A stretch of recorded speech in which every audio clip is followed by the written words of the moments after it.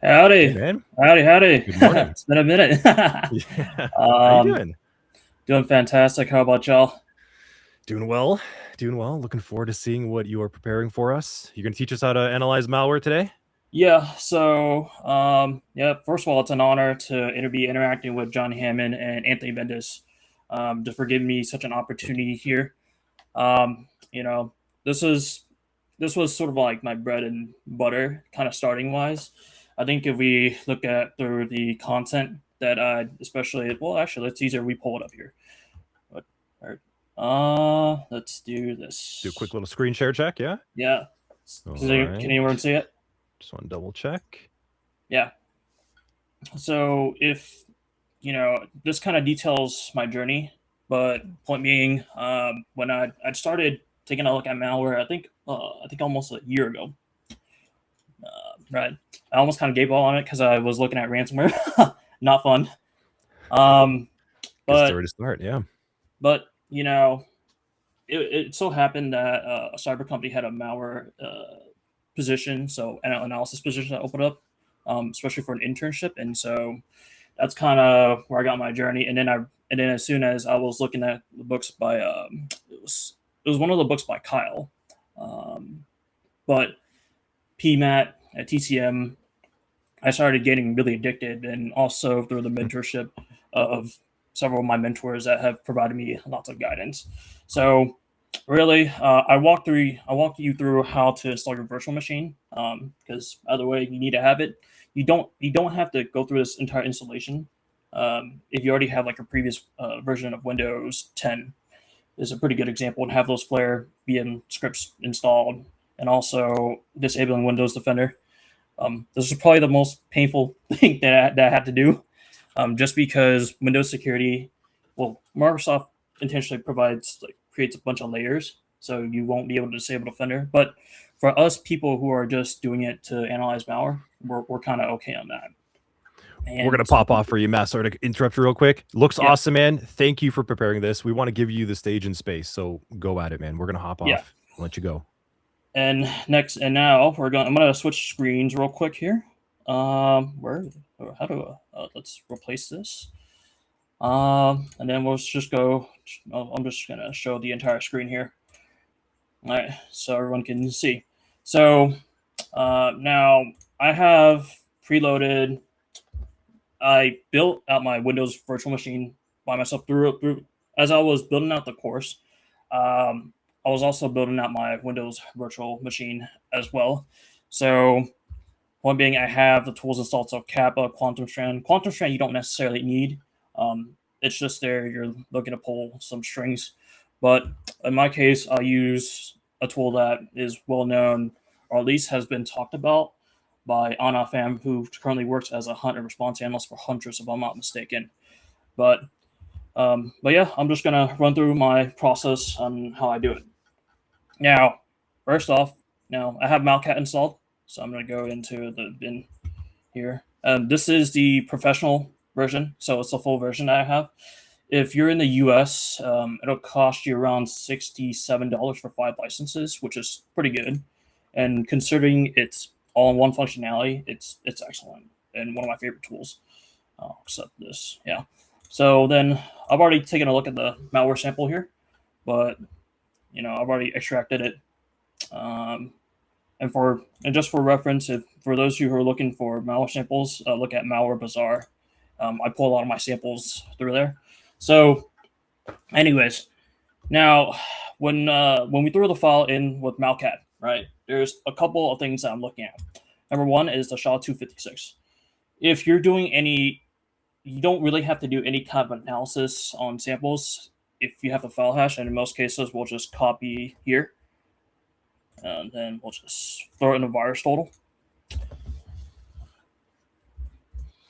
You'll have the information that you pretty much need. So like community indicators, right? Behavior, right? And then this API stuff, as well as whatever this is. And then you could look into relations, right? So the URLs that will call out to, as well as the IP address. And for a lot of it, this is pretty much, if you're just a regular analyst, this is pretty much just enough for you, right?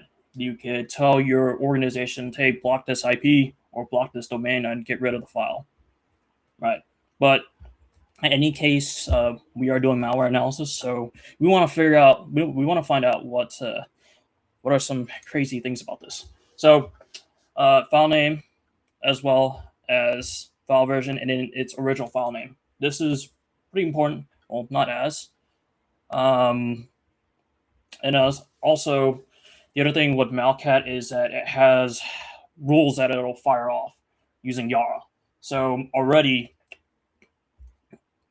this Malcat had fired a bunch of rules here. So indicators of browser sealers, as well as crypto and keyloggers, right? And so what we can understand is, one, it records our keystrokes, right? It wants there's information that it's gathering about your computer, as well as what it's going to do, as well as establishing network connections and multiple user agents. And it also indicators of that it will identify or look through the registry, right? If it's VMware or is it VirtualBox, in most cases, malware will do that.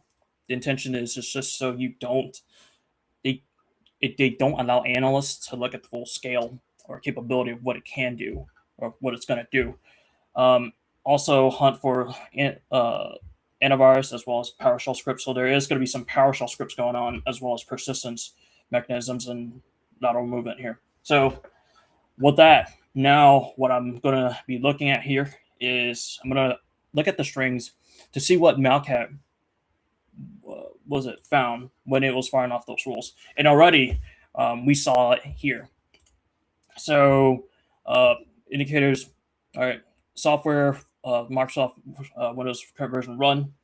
All right, this is something that we see that malware that a lot of attackers use all the time to maintain persistence, as well as the other thing is this entire command line here, which is used with PowerShell as indicated through Malcat.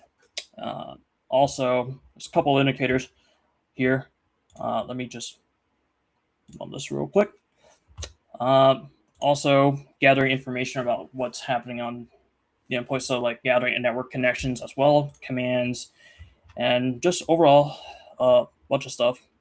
The other thing is, when I was looking at it too, and well, even this was looking at Roblox, which was rather interesting here. Also, there are probably some indicators of scheduled tasks as well. So Solana, yep, crypto. And yes, we see that with scheduled tasks because of the /sc on log on /tr. So there's a lot of things that we already know about the sample. And the other thing I didn't mention here is I love the CASA code. So point being, Malcat has its own database. So where it'll find, as it's looking through a sample, it'll let you know about what's percentage wise what the sample is like closely related to. In this case, this is rat on rat here. All right. So now the additional thing is, so what I'll use too is Kappa. Malcat already has Kappa embedded, right? It runs with Kappa. So in this case, I'll just go ahead and run it here.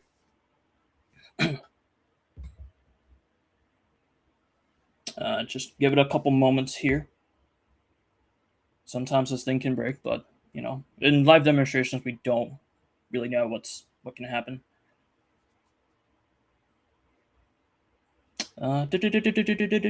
Come on. Oh, there we go. So already, right, the indicators that had Malcat fired off via Yara, we'd already seen here. So modified registry, as well as communication via TCP socket, and also persistence via registry run and startup coder. Right. So already not much else I really want to look at here. And from here, what I'll do is I'll run something. I have FakeNet, which is a network emulator. I'll run it to figure out where it's going to call out to. Here. but in just a moment. But something I do want to bring your attention to, we'll just go ahead. Where's that PowerShell script? Execution policy. All right, this entire in the string here. I'm going to pull up Huntress's report here because these are something. This is the same technique that has been used to disable Windows Windows Defender, right? So point being, it's being used in real world environments all the time, and this is why malware analysis is pretty important. Now, with that, I'm going to go ahead and run FakeNet. Now, one important thing here: make sure you have your internet turned off on your virtual machine.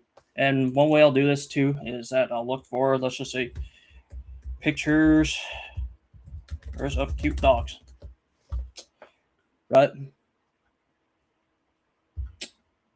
And if it can't reach the page, it can't. This is a pretty good sign that, let's see, there you go. And how to do this, especially if you're using Windows, VMware Workstation Pro, I'm going to go into settings usually. And from here, I'll check the network adapter and set it to host only. All right, NAT turns on the Wi-Fi. I don't recommend it. This is so we can lock down the virtual machine, as well as also no shared folders. That's pretty important, but I'm kind of good here.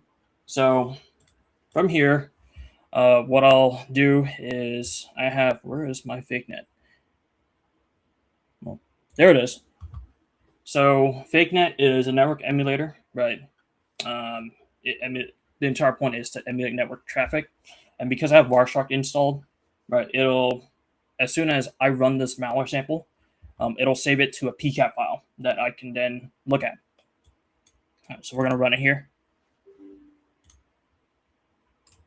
Also, double check that I'm not paranoid here. Hold up. The host only. Yep, host only. Host only. Yep, cool. No, I don't want that, please. All right, so, and the other thing I want to mention here is you're running the malware sample too. Run it as administrator, otherwise you will see all the network traffic. But in my case, I'm kind of okay. So I'm going to run as administrator. And what you're already seeing here is that there's a lot of stuff happening here too. Sometimes. Oh, see, there you go. And already we see that the sample here, rat on rat, had sent a request for a domain called club.ru. We're just going to keep it running here, and as well as ip.api. We already saw this in VirusTotal. The important thing is it's trying to gather information, what is on this computer. In addition, browser stealer, and also crypto. All right, so the intention is really just to gather money and steal it from here. And yeah, this thing is going crazy.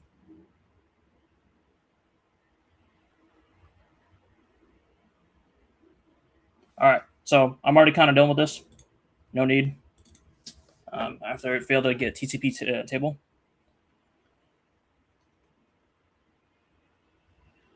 Yeah. So from here, right, we could look at the, hold on, I'm going to adjust this real quick. I don't know if I can hear my laptop screaming, but from here, what I'll look at is, where is conversations? I'll check conversations it's trying to have. These are all regular normal IPs, IP version 6, TCP, all right.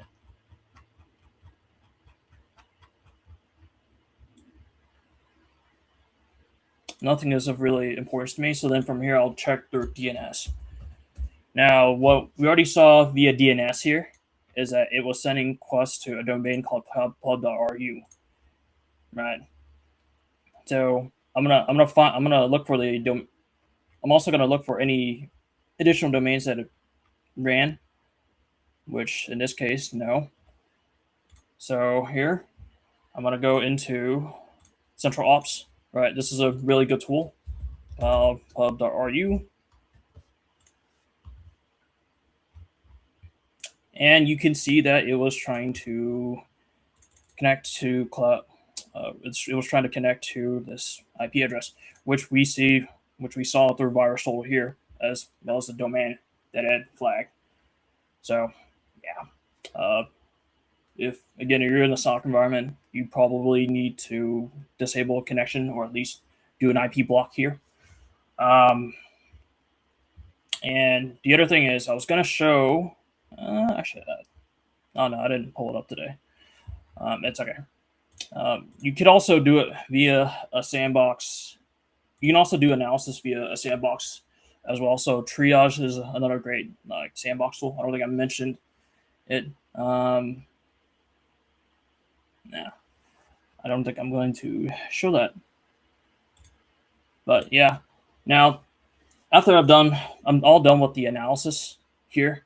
So from right here, what I'm going to do is, and the other thing is when you're building out your malware analysis lab, is that you got to make sure that you have snapshots. Otherwise, point being, and you're going to have to reinstall virtual machines each time you're doing an analysis. No good. So what I'll do is I'll restore my, go into the, yes, I know that. Also ramming up prices. Yeah.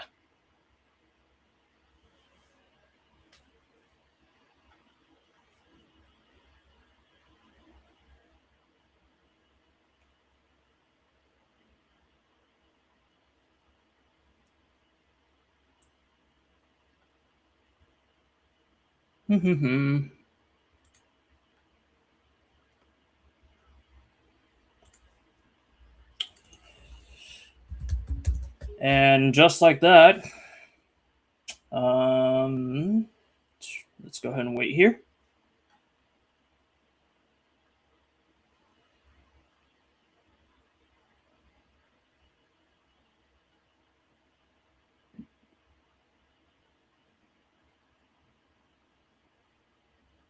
And yes, the malware is not there. So, and no, we haven't infected our computer. So yeah, that's kind of about it for right now. I don't know, and the important thing is when you're again maintaining a safe and lockdown malware analysis environment is really ensuring that your Wi-Fi is turned off on the virtual machine, as well as no shared folders. Right, both are very important, as well as just having snapshots on your snapshots as you're going through the installation process, and then that way you can revert it. Malware is gone, as we saw here, just like magic. And yeah, that's about it on my end. Does anyone have any questions so far?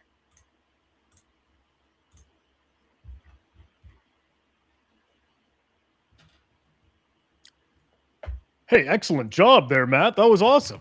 Yeah, I hope I did a pretty in-depth explanation and really walk through my methodology. I was bantering in the background, with some of our internal chat, spooky behind the scenes, but I was like, this is fantastic. I have heard of Malcat many a times, and I keep kicking myself because, man, I want to play with it. I should really start to learn that little solution and that sort of endeavor, but I have not yet, and it was so cool to see it in action, and then just how easy and simple FakeNet was to get going. I always just throw stuff into some dynamic sandbox online cloud thing like any run, but FakeNet you could just as well do it the same on your own. you can right. Triage is a really good sandbox to by recorded feature. Oh, also, I forgot to mention, as you're uploading stuff to sandboxes, you want to be careful about uploading important company information as well, because if you're doing malware analysis just so on your own, right, you're just looking at malware samples stored in a sandbox, great, but be careful about sharing information. Just because, especially in enterprise environments, you're hearing a lot of red teamers and pen testers getting information from those points, from those public sandboxes as well. So just something to be careful about. And now, I'll answer the question, not BRVND0N. Does any run or triage replace the need for local VMs? The answer to that Wouldn't necessarily say it replaces those needs, and I'll dabble into that further, because malware historically, we just offensive guys and use malware or certain malware all the time until they'll embed some of those evasion measures, so time-based delayed evasion. So point being, you won't be able to look at the sample and then probably just show it as like a false positive. So with that, you still kind of need you'll still need the hands-on analysis, I feel. Now, the other thing I'll also add too, there's also some downsides to doing hands-on analysis as well, because point being, you will see in some samples I've seen it's just straight up encryption, which sometimes Malcat can't see, or some of the analysis tools can't see. That's just something to understand. You will still need automated and both. Well, you'll still need automated and manual analysis, and both complement each other in various ways. So, realistically, to answer your question, not really. You still need manual and automated analysis. I hope that cleared up the question. I hope that answered your question. If not, you can always send me another question. It's okay. Definitely an important thing to highlight over there, Matt.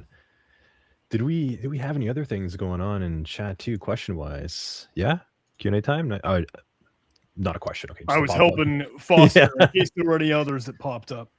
Yeah. Can I ask? I know, and I appreciate you, giving a little bit of love and shout out to Huntress and Anna.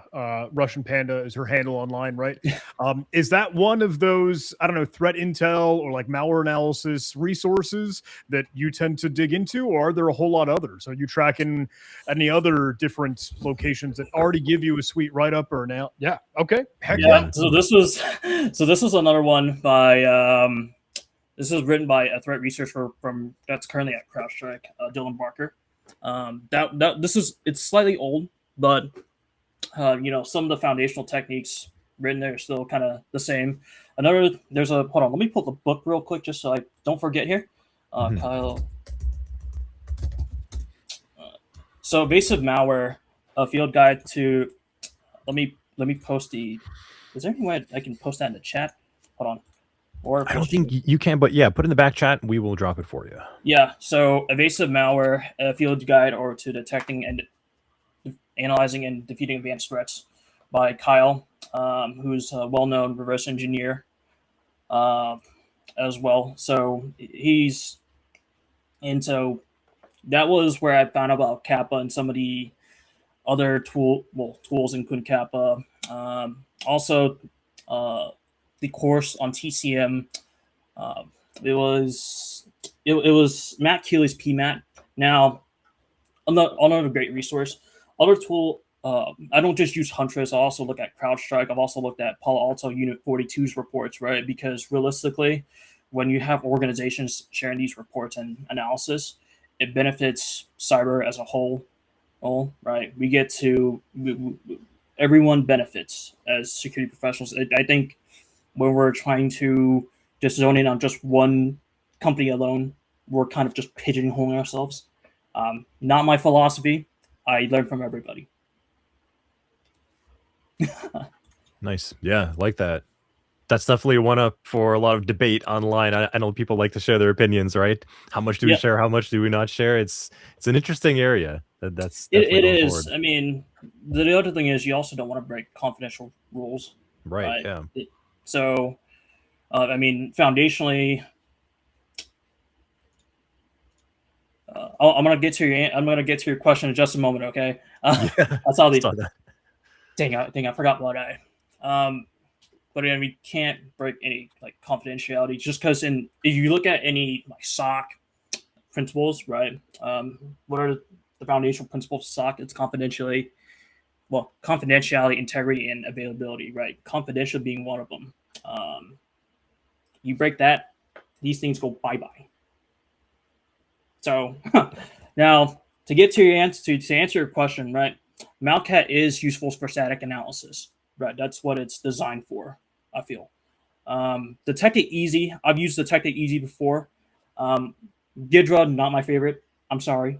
All right. Malcat has this kind of all-in-one reverse engineering tool. So in this case, when you're pulling static strings, right? Why use multiple tools when you can use one, right? That makes analysis a lot quicker and easier. Now, there are cases where you have to use those Gidra or other tools, right? Detect it easy. Sometimes Kappa by itself. There has been instances where when I was using Kappa on Malcat, right, it didn't run properly. So then I have to pull. I've had to analyze samples just using Kappa. There isn't anything wrong with it. You still need to have a variety of tools, but foundationally, your analysis techniques really shouldn't change. Has that answered your question, Brandon? Close my virtual machine real quick. Give them a little minute there for that stream delay. They'll probably chime back in on you. Yeah. I guess while they're responding, Matt, I had a question for you because I've noticed in this industry, someone like yourself, you're really getting into the malware side. And I know that when people do, and I can see it in you, they're going to go really deep into it. So like, what is driving you so much into malware analysis, like specifically over other areas? It's not just malware analysis that I love. I also Yeah. like incident response in forensics. Nice.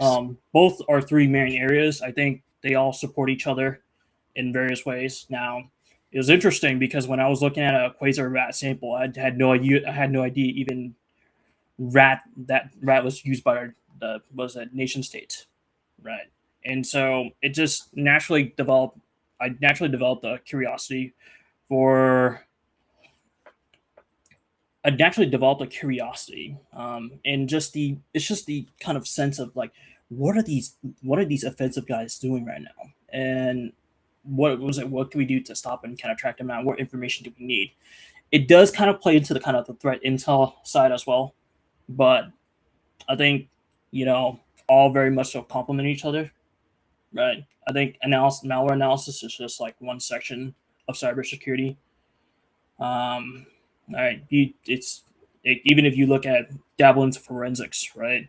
Host ADS is one of those when you're looking at where the file was downloaded through the master file table, right? If I remember correctly. So, yeah, it's just a natural curiosity for learning about how these offensive guys are using them. Yeah. All right, and what other novelty techniques they're using, or what other C2 are they using? And also keep in mind too, a lot of your offensive guys, they will use a lot of the open source tools, right? And the bottom line is, it's so that why recreate the same wheel over and over again when I can just use the same tool for my purposes? The main difference is I'm using it for my purpose. Yeah. Awesome. Yeah. A really deep interest, curiosity kind of driving you into this. It's interesting, right? The psychology behind. I can hear it. That's kind of what's motivating you further. Very cool, man. Yeah. Let's see. I think we had a question as well, too. Okay. Yeah. Here, One I'll more. provide the Kappa installation. Yeah, it's a good One one. sec. I saw. Okay. So, for love and peace, where do you guys get your malware for lab testing? One I'll pull up here.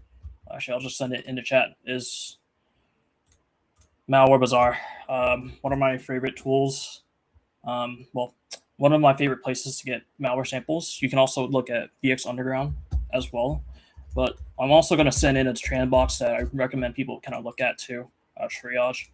Right, it records everything in network traffic, and it's also a lot more hands-on compared to. And I've used hybrid analysis as a kind of a starting point, but Triage allows me to get more hands-on. And all sandboxes will record everything as well. So, yeah, and you'll be able to see the common techniques that a lot of these guys are using with their malware. So, yeah. That was Dang, I went pretty in depth. Hey, you did a fantastic job. Yeah, that's awesome, man. Yeah. Matt, thank you for putting all that together. That was a really, really good presentation. The content looks awesome. I haven't played with Malcat myself either. John was mentioning that, and that's what we were chatting in the back, like, oh, this is really cool. And I'm like, man, I kind of want to go and mess around with that and do some little defer training. So very, very nice that you showed that. No, not a problem. Hey, quote Anna for that one, right? Kindly. Gonna let her know. She was one of the reasons why I got started, and I've been addicted with the tool since then. Awesome.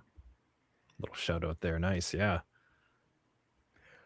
Ooh, another quick one just jumped in. I don't know if you're willing to keep dancing with another question, but I do see, hey, some shout outs for you. Looks like you're cruising through your career. You're already advancing into awesome things. Do you have any advice for anyone that really just wants to do what you do, whether it's tools, whether it's mentality, whether it's methodology, workflow?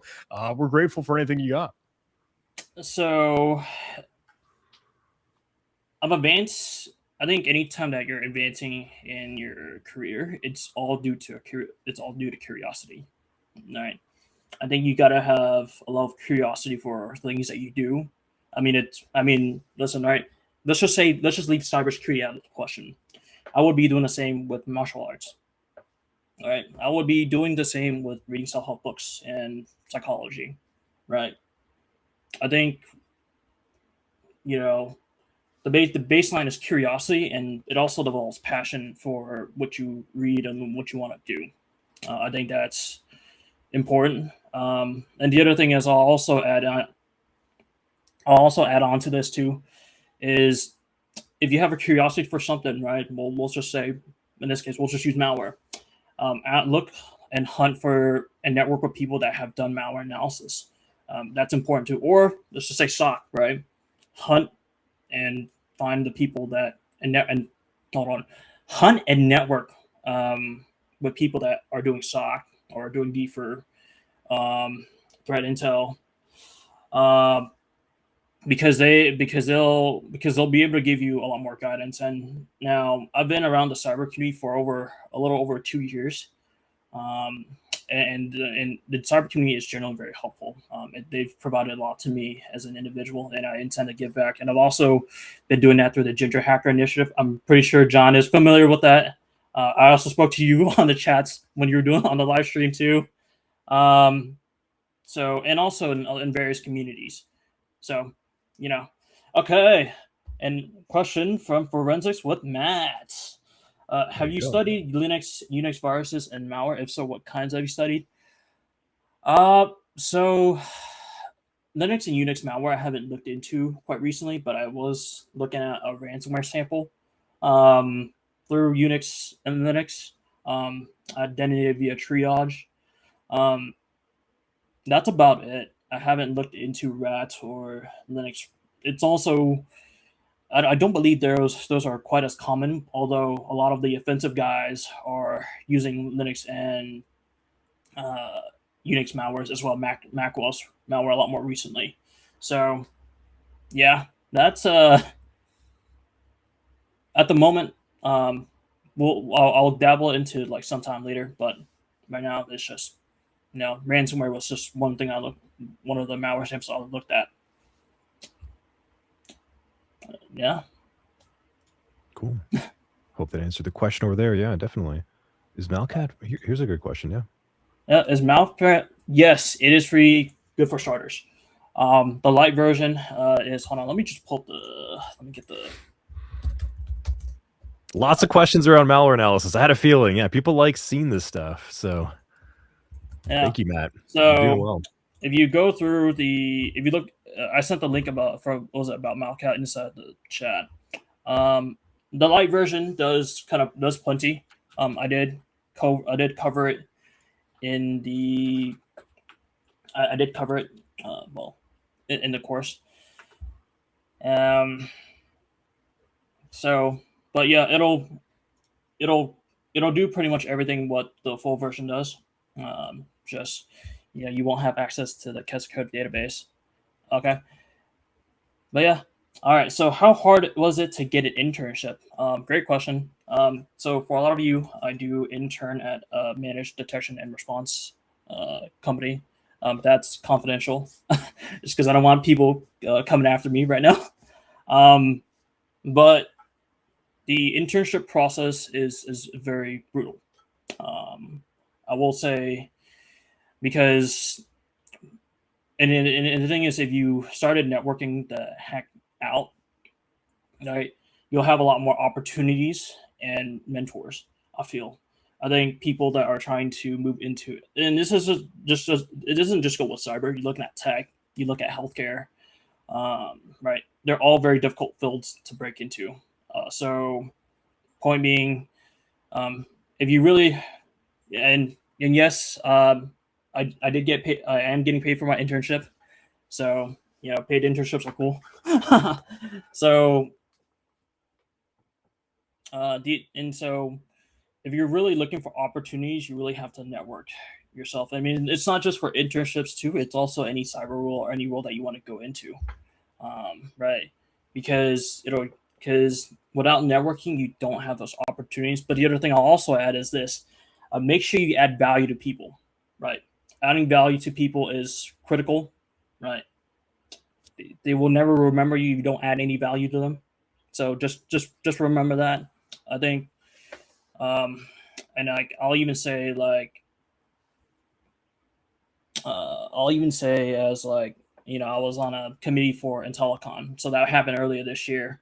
It is a threat intel and AI conference. I helped build the career village down there, and because of that, I've had a lot of folks that were willing to help me out and get me into the industry. To shout out to Fayaz, he really helped me a lot here, and also a lot of my opportunities do come from networking as well as going to conferences. So the conferences are a way to network as well, and also just attending some of these talks. I'm sure like your local ISSA, ISACA, Cybersecurity, and some of the other nonprofit organizations will want you to participate. And really, it's a brotherhood. Now, that's hope they answered the question. Now, maybe you missed it. How am I? Oh, okay. This is a good question here. This is a good one, yeah. Give me about 30 seconds real quick. I'm kidding. I'm kidding. So I've conducted my own tests using AI for malware analysis. I did posts on Claude and GPT and with my thoughts. AI does have some misses, right? It's no doubt about it. When you're thinking about like AI is made by humans, right? So when you put it in that perspective, there are going to be some flaws, right? All right. I think I'm a believer that technology reveals the person using it, right? And so if you're using Claude and GPT for malware analysis, you're kind of using it very trashly. It comes out as trash, right? That's something to consider, right? I've had Claude write me an entire report on the samples, like the random rant sample that I used, right? Gave me 14 pages, which is crazy, but it also eats up way more credits. So it's something to keep in mind. It's also why you have to put You'll have to put restraints on them. Same with GPT. GPT undoubtedly is a lot faster, but as for the foreseeable future, I don't see it replacing malware analysis anytime soon. Just because any tool that is created by a human, right? If it works faster, it also helps us get smarter. But at the same time, right? Any tool will always have its flaws. Malcat has its own flaws too, right? So if Malcat, Claude, ChatGPT has its own flaws, other tools will have its own flaws. All right. So, damn, I rambled on quite a bit there. You are getting lots of questions. You're doing it well, Matt. This is fantastic. Yeah, you are engaging the chat. Did you guys get a chance to use Fable while I was up? No, I haven't. I was so busy the past few days. So it's been pretty difficult to catch up. I did see that that the government didn't like it, U.S. government didn't like it, so they were just like, oh nope, we're putting a stop to that. Bye bye. So, but yeah, I did see the entire when I saw Anthropic's Mythos was a finding of freaking millions of vulnerabilities. I was just like, huh, that's interesting. Right. I'm more curious about those vulns. Yeah, hot played RK. Falls seems like falls positive on the U.S. government. You know, that's kind of hard to say. To be frank, Inc. You know, we want to be careful making those statements, especially for an industry that's like everything's so interconnected. Jailbreak doesn't seem anything that serious. Again, I have to we have to be cautious, right? I mean, we can have our own opinions, that's fine, but at the end of the day, you know, it's all contextual. Well, right? What Mythos works for one organization doesn't really, it won't necessarily do the same to the other, right? It's just, again, context matters, especially because you're applying the tool to your environment, and every environment is foundationally very different. So that I veered off the malware analysis talk there for a little bit, but you know, observe the comments. I figured I'd talk too. Well, hey, if you're cool with it, Matt, I would love to just pull up the workshop that you had cooking just one last time, because seriously, genuinely, I love seeing all of the activity and interest and engagement in the chat. And I know folks were super duper keen on a little bit more malware analysis. So, hey, please do tune in. Get a chance to fire up your own virtual machines, get Malcat in action, try out FakeNet, and hey, go through all of the right procedures of getting a snapshot, making sure internet's off. Just learn that process. And thank you again and again for making this awesome thing for anyone to be able to dive into. Absolutely great workshop here, my friend. No, not a problem. It's an honor to be talking with the folks of John Hammond and Anthony Bendis. It's been a real pleasure. It's been a real pleasure. It's been great having you with us, man. Thank you for putting in all that work. No. And thank you for answering all the questions. That was awesome. Oh, yeah. Yeah, it's been great. It's been fun. Thank you so much, Matt. We won't take up any more of your weekend, but thank you again. Till next time, Matt. Take care. Have a good one, man.